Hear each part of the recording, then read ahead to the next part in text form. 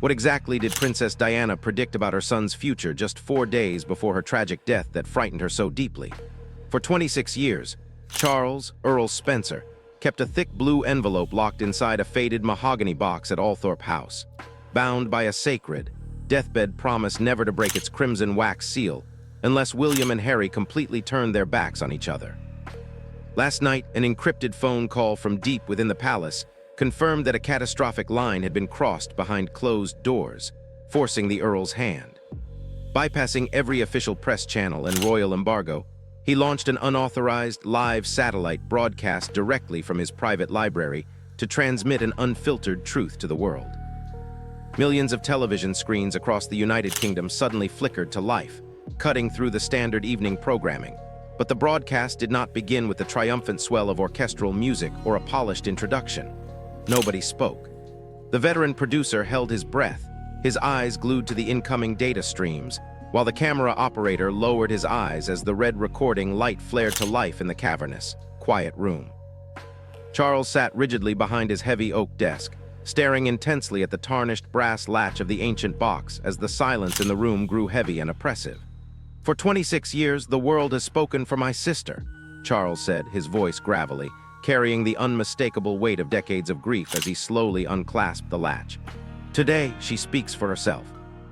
He lifted the heavy lid to reveal the thick blue envelope, its flap secured by a dollop of crimson wax stamped with the image of a swallow in mid-flight, a specific childhood code that meant absolute, dangerous truth between brother and sister.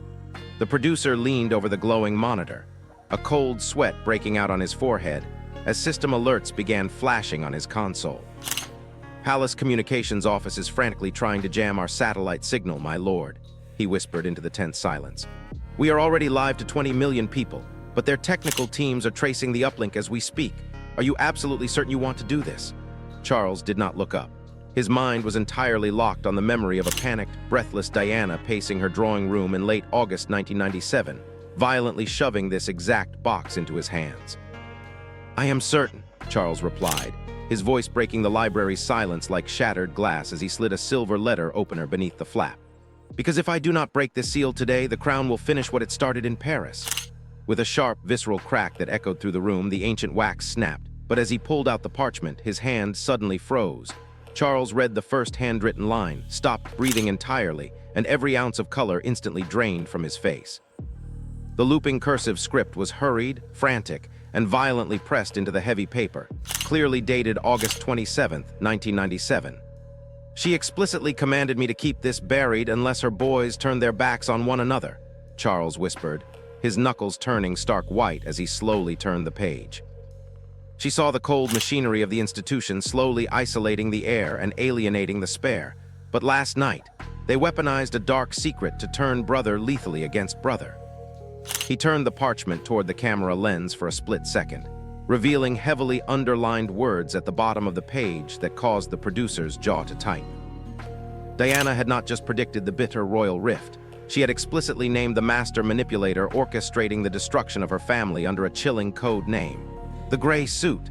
The studio gear hummed low as Charles stared at that specific name, his fingers rigid against the paper. "Turn off the auto cue," he commanded quietly, looking directly at the floor manager. "I don't need a script to read my sister's final words." The floor manager hesitated, then tapped his tablet, clearing the glass screens flanking the desk. "Signal is spiking, Lord Spencer," the producer called out from the dark. "BBC and Sky are picking up our raw feed. We've just breached 30 million households." Charles didn't blink at the metric. Instead, his thumb traced the jagged edge of the broken wax seal, his expression turning from cold shock to a quiet, lethal calm. "Let them watch," he murmured. "They've spent 3 decades airing the lies. They can afford 15 minutes of the truth." Charles looked away from the lens, his eyes tracking the long, dark shadows stretching across the library floor. His mind pulled him violently back to the winter of 1995 at Sandringham, watching a nameless, faceless figure in a perfectly tailored charcoal suit systematically directing staff to treat the young princes differently, establishing an invisible architecture of inequality. "The public believes the fire started by accident, while the institution stands comfortably in the shadows holding the matches," Charles stated, his jaw tightening as a fleeting shadow of anger crossed his features. "The gray suit answers only to the cold, ruthless survival of the firm, and my sister intercepted his entire 30-year blueprint before it was ever executed.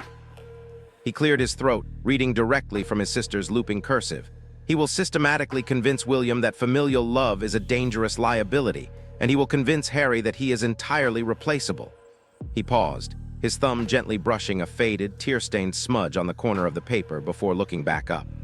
But that is not what terrified her, Charles whispered, leaning closer to the microphone, his expression hardening into impenetrable stone. She detailed the exact final maneuver this man would execute when the boys reached adulthood, an irreversible legal severance of their brotherhood. She wrote down the exact chronological trigger, and that trigger was pulled yesterday at midnight. The producer shifted uncomfortably behind the monitor, the leather of his shoes squeaking loudly in the quiet room. "Yesterday," the producer stammered, his professional detachment completely evaporating. "Lord Spencer, how could she possibly know a specific date decades in advance?" Charles set the letter down, his eyes turning entirely cold. "Because the palace operates on a rigid mathematical timeline, and she knew exactly which vulnerability he would exploit. Look at the data streams," the producer whispered sharply to his technician, pointing to a sudden drop in European commercial traffic. "The British intelligence servers are attempting a localized internet blackout around Althorpe Estate." The technician's fingers flew across his keyboard.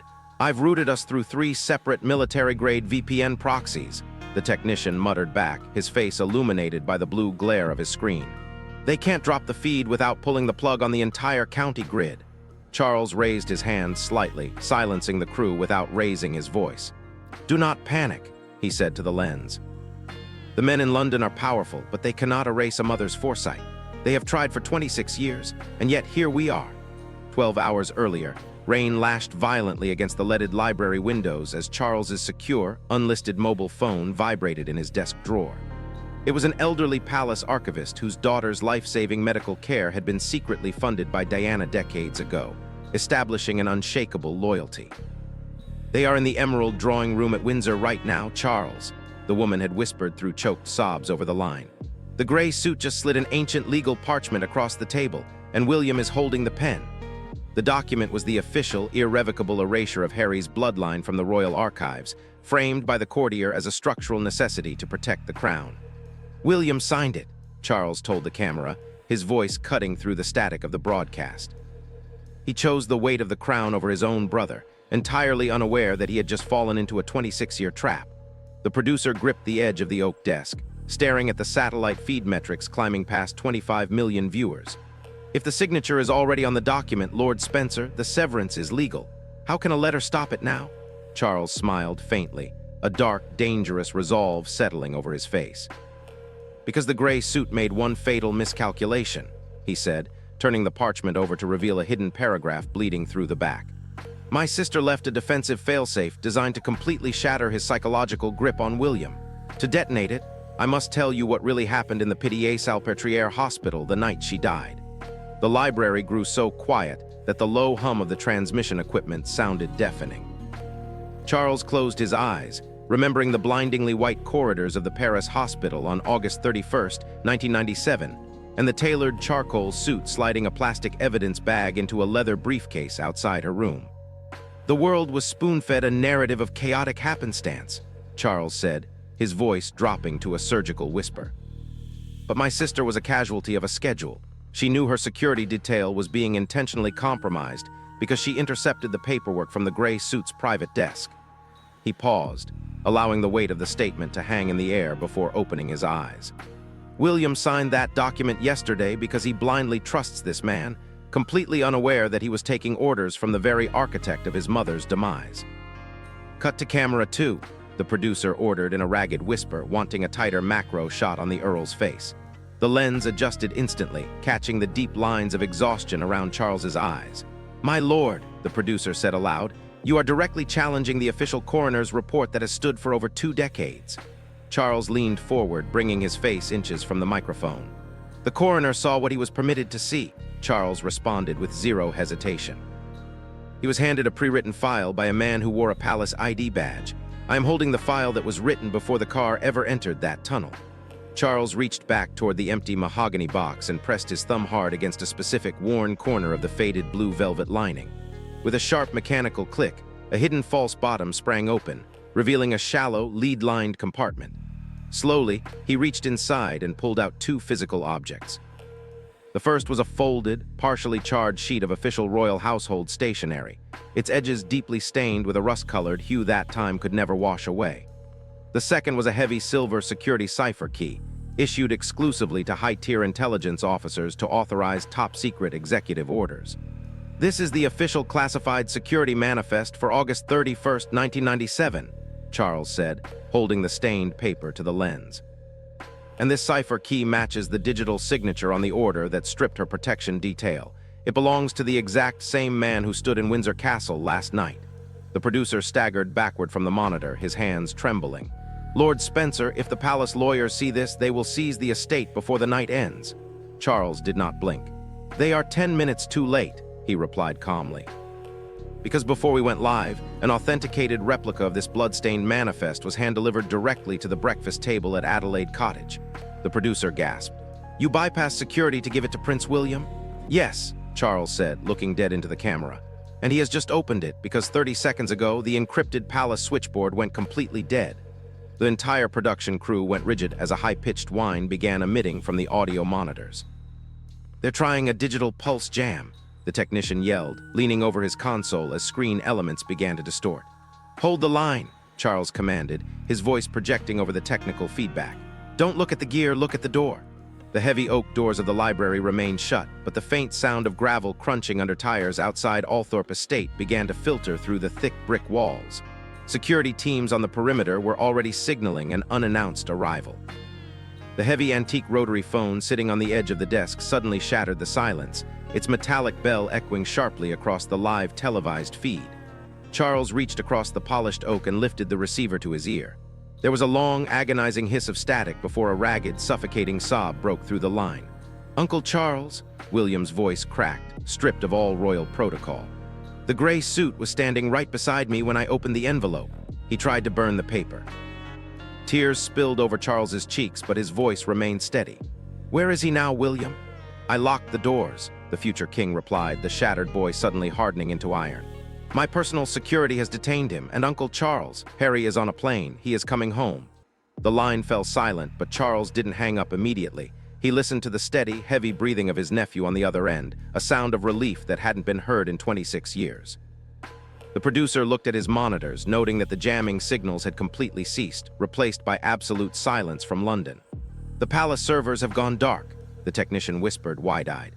"They aren't trying to fight the broadcast anymore. They've completely surrendered the narrative." Charles slowly brought the receiver down, setting it onto the cradle with a definitive click. Is it too late for William and Harry to heal, or has the act of severance already done its irreversible damage? Tell us in the comments right now, are you Team Spencer or Team Palace? Charles gently placed the receiver back onto its cradle, the plastic click marking the end of a 26-year vigil. He looked back into the camera lens, his eyes shining with absolute vindication as the transmission instantly cut to a black screen. What do you think about Earl Spencer's high-stakes broadcast, the bloodstained security manifest, and the sudden, emotional reunion of William and Harry? Share your thoughts in the comments below. Don't forget to like and subscribe, and we will see you in the next deep analysis.